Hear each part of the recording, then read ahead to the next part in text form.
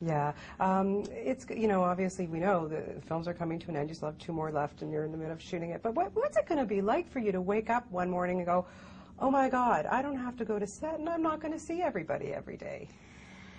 The thing is, I just don't ever, I don't believe it. I just don't ever feel like it's ever going to be over. And I think it's going to live on through, new generations of children will keep reading the books, watching the films. We're splitting the last book into 2 parts, so I have a ton of filming to finish on that. And, and then there's the theme park and goodness knows what. So I don't ever feel like I'm not going to feel connected or feel a part of it, if that makes sense. Yeah, definitely, yeah. How helpful has it been for you to be able to go off and do other projects as Daniel has and Rupert, and then you guys come back to set? How has that helped you as an actor?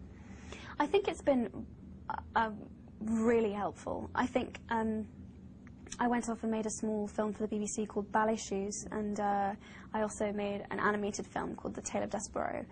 And, even though they were small projects, just going away, doing something different, I learned so much. And I think the filmmakers really saw a difference in my performance because they really thought that I'd taken something away and I'd learned something. So that was really rewarding, and I'm really glad that I went and did different things. Yeah. Does it still amaze you after all this time, when you go to premieres in London, like where thousands of fans are standing there in the pouring rain, just to get a glimpse, and of course here in New York last night, and yeah. Does it, do you still like, wow?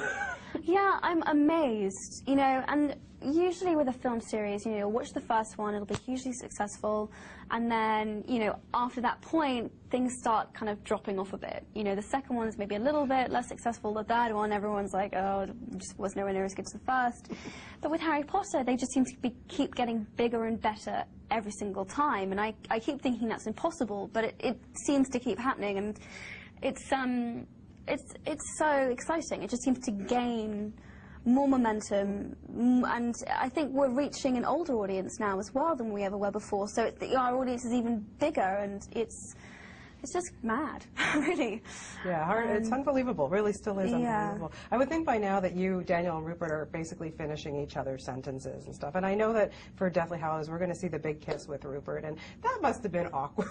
I don't know. It was bloody awkward. I don't know what to tell you. It was very, very strange. He's practically like my big brother, and I've grown up with him. So, I had to be very professional and really try and get myself into character to be able to deal with it and to deal with the pressure. More than anything else. There's been so much media interest in this kiss. So. Anyway, we did it, and I hope it will look good. Lots of giggles, I'm sure. Yes. Well, I can't wait. I can't wait, and you're fantastic in this as always. Thank you so much. Much. Always Thank lovely you. to talk to you.